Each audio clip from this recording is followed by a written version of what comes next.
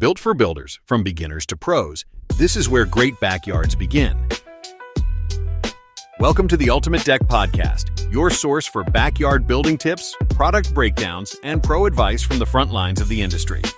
Here are your hosts, Shane Chapman and Wade Laurent.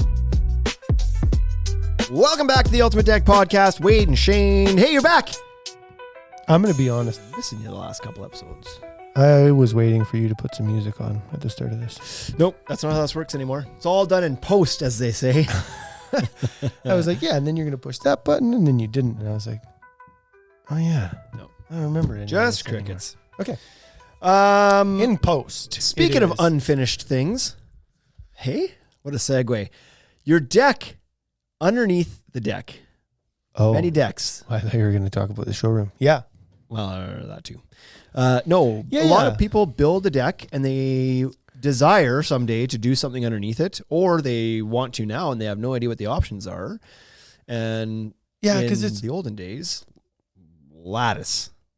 Like they built the deck and your foundation wall is out of the ground a little bit, and then you got some floor joists, and now your deck's like 3 feet in the air, and you're like, I'll just get to that later. And now it's later and it's growing weeds and the neighbor's cat pees under there. It's bad. It's a mess under there. I was waiting to say the same thing. I was like, and then the cats piss under there. Right. Like, so what are you going to do? It's like a real you can't shoot the cat. You can't get caught shooting the cat. But yeah, but the cat came back. Yeah. So people often want to close that in. They don't know what to use. And these days composite decking is fairly popular and common. And what a lot of people want to do is they want to use deck boards or fascia boards from the matching decking color they use to do that with. And they're like, oh, well, I'm going to skirt in with like the boards, like vertically like this. And then you get them a quote for it. And they're like, holy shite. Like, wow. You're like, yeah, you're kind of building a deck on the side of your deck. Right. Like it costs quite a bit to do it that way. Especially if you're using a premium board. Yeah. As soon as you start breaking it down into square footage, it all makes sense, right? You're like, well, my decking is going to cost me about $8-10 a square foot. And now all of a sudden you have 3 by 12. So you got 36 square feet on that side. And then you got 16 by 3 on the front. And and it's just like, holy mackerel, we got a few hundred square feet here. Adds up really quick. Yeah. So one of the budget options that, like I mentioned before, that used to be very common was lattice. And it's a swear word to many people. Not many people like lattice. I never liked it. Yeah. There's a problem. Like it can look okay. The problem with it is like the wood stuff always ends up falling apart. Like the staple, it's just stapled together with really short little staples because it's just little 1/4-inch strips of wood. And those staples always buckle, and they're 1/4-inch thick pieces of wood. They break if anything hits it. Right? Yeah, they dry, they crack. A soccer ball gets kicked through it. It's like they always fall apart. Always, always, always. So it ends up looking like junk soon. So then they came out with a PVC product. Right. Better, but has its own issues. It always ends up wavy. People don't install it properly because it expands and contracts quite a bit. So you got to allow for the expansion contraction. People don't. They just drive screws through the lattice, and then it ends up buckling and getting wavy, and then it cracks, and then over time it does the same thing. It cracks and falls apart, and a soccer ball goes through it. It's like same thing, different color. Yeah, it's like one lady I was chatting with on Instagram. I was just telling you a story about it, and I asked her what she was doing for skirting on her deck. I was like, oh, are you going to put stone on there, or is that going to, like, what's your plan? And she was like, I'm just using treated deck boards. I have 2 kids that are in competitive hockey, and so that's the plan. And certainly that's an option. Great. I've seen people do that with even when they do composite decking, they'll still do like treated or maybe even cedar skirting underneath it. It looks great. And then you oil it and maintain that. And because it's a vertical surface, that oil is going to hold up for probably 5 years. Yeah. Like you won't have to do it nearly as often as you would have on the top of your deck. So that's an option that's a little bit budget friendly. But today's episode, we're talking about one specific product.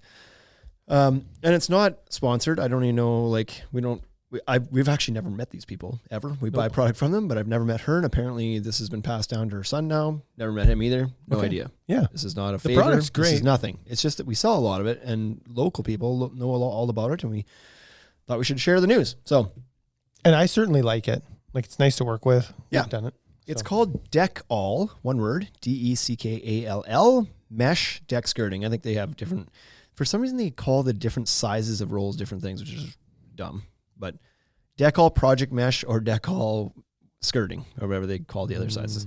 Same stuff, but what it is it's a PVC like mesh. I always describe it this way, and I know it sounds awful, but it looks like screen door material, like screen. It is just screen. Just really heavy screen door. Yeah, it's nice, thick vinyl screen material, but it comes in a variety of colors. It comes in 5 colors. They've got black, they got white, they got gray. They have they call it cedar, but it's like a light brown, like an orangey brown. Yep. And they have one called sage green that I feel like is misleading. It's not super green at all. It's almost just like earthy gray kind of like color. It's a very pastel green, right? It's like really light green. Yeah. So those are the 5 colors it comes in, and so you can kind of mix and match it to match it to the decking you're using, or you can go safe and just go with the neutrals like a black or a white. Yeah. So typically people want to use black when they come into the store. They're like, I'm going to use black mesh. That'll hide everything. And something that's really good to know is that black mesh actually doesn't hide anything. Yeah. You can see right through it. That's why your window screens are black. That's why your door screen is black, because you're able to see right through it. I've seen videos on TikTok or something of people that built have chicken pens in the backyard. It's a coop. Chicken coop, and they have like the wire. It might be a pen, just a chicken pen. Yeah, it could be. Depends how big they are, maybe. But they've got the chicken wire Yeah. around it or whatever, and they go and they paint it black, and it like disappears. Yes. So like you just don't see it at all once it's painted black. Yeah. So that's like the point you're getting to It's is incredible. that you can see through the black stuff really easy. Right. And so people want to use black because they're like, well, I've done a gray decking and I have black railing and I have black trim in my house, so I want to use black skirting. And it's like, well, you can, but then you lose all the privacy of what's under there. Yeah. And typically that's what people are doing. They're like, well, I want to put stuff under there and I don't really want anyone to know what's under there. Not that they're hiding it or anything. It's just like you're trying to make it so it doesn't look junky, and now you can see through it. Yeah. So it still looks junky. So either you can double it up or you can use a lighter color, which will help block that. Yeah, I've heard of some guys have said they've put landscape fabric behind, like black landscape fabric behind it too. Totally. Sure. I've not seen it in person, but they say that works to block some of the ability to see through it. Mm-hmm. I still think even with the black, it's like you still have to refocus your eyes to try to look through it. Like just by having something there, it still looks cleaner. And your eye generally at first is just like, oh, there's black screen there. Oh, and then you really, I can see through that. Yeah.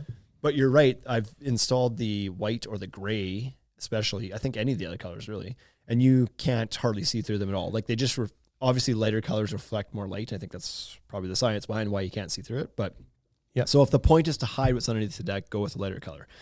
But black outsells the other ones like probably 10 to 1. Yeah, exactly. Versus all the other ones combined. Probably because they're doing 2 layers. Yeah. Yeah, maybe. But the nice thing about this stuff is that it is super durable, for one. Easy to install. So you essentially just have to frame out. Generally, you kind of hang some 2x4 framing in behind, and then you staple the material to it. The rolls come in 4 feet wide by 15, 25, or 50-foot length rolls. Correct. So generally, you're rolling this out. On most decks, you're rolling it out horizontally, and you can start at one end and kind of roll it all the way around your deck. And Yeah, you're just hoping that your deck isn't more than 4 feet high. Right. As soon as it's 4 feet high, then you got to switch to vertical strips of it. Yeah. Which is fine too. You frame your studs on 4-foot centers essentially. Cut your lengths of material. And I always use like a crown stapler. Any type of stapler would work. I suppose you could really even probably G-tape the edges on, whatever, get it fastened on. We always use a crown stapler and kind of staple one side, then stretch it down, staple the far side, stretch it side to side. Yeah. Like you would do a screen, like you kind of make sure it's taut on all edges and work your way around. And so it's fairly simple to install. It's durable. I always tell this story. You've heard it before, but my experience of its durability. Oh, this is so funny. So before you get there, you can cut it with it's easy to install. You can cut it with a knife or scissors. Not durable to sharp objects, but durable to like soccer balls, hockey pucks, kids, roughhousing dogs, whatever. Yeah. So I was installed, and this speaks to the black too that you can't see or can see through. We were building a deck years ago out on a farm, and the deck was we were doing vertical strips. So it was obviously 5 or 6 feet tall or something like that. And we were at skirting stage. And so we'd gone through, they had this, I think it was a lab, if I'm not mistaken. This is like getting on 10 years ago now. Anyways, fun farm dog, but just like tons of energy. Every time we'd pull up every day, we'd open the door, he'd jump in the truck and just like, bye everybody. It was like, just like, nobody's ever home. So when he saw people, he just got super excited. Anyways, we're out there, I'm skirting the deck in with DeckAll Mesh, and all of a sudden the dog came, like he'd done some laps earlier in the day and there was nothing there. And then now I was installing the skirting and he came ripping around the corner of the house at like full, like lab speed and goes to run through the, like under the deck, like he had done a million times before. And this time there is a black DeckAll Mesh there that is hard to see kind of. And he just like accordion himself right into it. It's like full speed, just compacted his entire spine and stuff, hits the ground, kind of shakes it off and like, see you later. Off he goes again. I guess I can't run that way. Yeah. But I was like, well, holy shit. Like that 70-pound dog just hurled himself into this thing at full speed. And like, I wasn't even done. Like I hadn't put we always trim it out with some framing. It was just stapled on at that point and not a single staple store out. Not a staple store anywhere. Not a staple tore out or anything. It never hurt the mesh. It was just like, he bounced off. I look at it like, good to keep going. Well, that's crazy. So it's pretty cool. So if you're worried about kids hockey puck or something, like it's completely fine, this stuff. Yeah. And that was the story I had heard at the start was the lady who was selling it to us to start. She had talked about her kid shooting a puck at it. Yeah. And was just like, it was just so durable. It never, like she said, eventually it did stretch out and she had to like re-stretch it. Sure. But because it can expand and damaged. contract a little bit in the summer, like with heat and stuff as well. Sometimes you can see it gets a little bit more wavy than when it's hot out. Or is it the opposite? Wavy when it's hot. Wavy when it's hot, Wavy when and it's it contracts. The other thing is it's vinyl, so it's rot proof. There's no insect issues. It's not going to disintegrate. It's not going to go away, biodegrade, nothing. It stays there forever. So yeah. It's pretty good. So much more durable than the lattice option. Looks better than the lattice option, in my opinion. Yep. They did used to have a video on their website, actually, of it stretched across a hockey net and then lattice as well, and they took slap shots at it. They used to have that as a video on their website. Maybe they still do. Super good. Yeah. And so what was I just saying before that? Doesn't rot, doesn't degrade. Then I moved on, I thought. Yeah. I would talk about the airflow under it. I think it's really important to make sure that you allow proper airflow under your deck, right? Yeah. And so even if you're going to use decking or fascia or skirting or whatever, make sure you space your deck boards apart. But this is really nice because the airflow is built right into it. And that is just like, it's so important. Yeah. Yeah. Really good stuff. The ventilation is key, which you don't get, or you have to be a little bit more careful of if you're going to skirt your deck in like solid deck boards and stuff. You always want to leave some gaps anyway. But what else? I was leaning into something else before. Now I forget. But anyways, we can skip to cost. So one of the prime reasons people look at this in the first place is it's super budget friendly. You were doing the math. You figured about $1.50 tops, and that's Canadian. Yeah. Dollars and cents. And so $1.50 a square foot. You can install it however you like. Some people just go out there and they wrap it on the deck and they leave it. I don't think that looks nearly as nice. It doesn't. But if you, generally what we tell people to do and how we have it displayed in our outdoor showroom is we trim it out. So anywhere where there was a stud, where there's framing in behind, you end up putting like a deck board that kind of hides all the staples and hides all the framing behind and gives it this like picture framed, segmented, almost like wainscoting, like it totally looks like 4-foot wainscoting panels is how I would describe that. Sure. Yeah. And so it gives it a really, really nice look. And you get some contrast there if you want, like the gray decking with a black panel or whatever it is. Yeah. And so it can look really slick. You can certainly build a gate into it underneath as well. Stretch the material over a gate frame. So that makes it nice for access if you want to use the space underneath. Yeah. What else?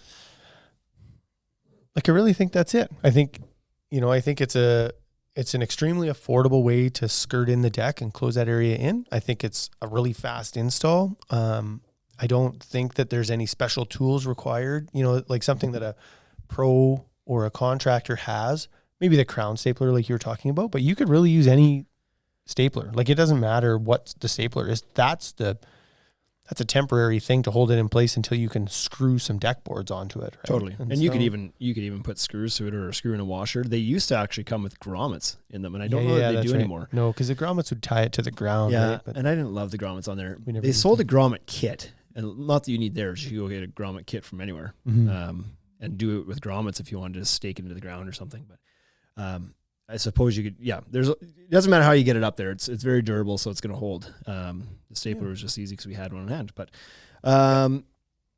where you can buy it, Wade, obviously. Tuds.ca. Sure. That's where I'd start. Just Google it, you know? Yeah. But and so we do sell, we sell. we sell quite a bit online because it's something that you can't find at the local box store. It's not distributed very well. It's a company that's out of like Winnipeg or somewhere around Manitoba. St. Lazare, Manitoba. St. Lazare? I thought. Yep. And so it's not, they don't have huge distribution by any means. And so you can order it on Tuds.ca. We ship it to the States quite a bit. We ship it all across Canada. Pricing, I'm going to give you exact pricing right now. I'm going to look at it right now. So for a 4-foot wide by 15-foot roll, it's $89.99 Canadian, so $90. 25-foot roll is $140, and a 50-foot roll is $265.89. So yeah, like that covers a lot of area, 200 square feet for $265. Not even $1.50. Cheap. Yeah, $1.30 and change. But if you do the 15-foot, smaller ones might be more per square foot. Sure. Right. Yeah. we were gouging when we got to the bottom. Yeah. That's right. We're really making that profitable. Yeah. So great option for skirting. If you're looking to finish that underneath area of your deck, it not only makes it look a lot cleaner and nicer, it can hide your valuables. If you like to store things underneath your deck, it can give you some security. And it can also keep the critters out from being under your deck in the first place. So And that's the goal. that is the goal. Okay, thanks everybody. If you're interested, go check it out on Tuds.ca or share if you have some other options of what you like to use for skirting in your deck. We're always listening.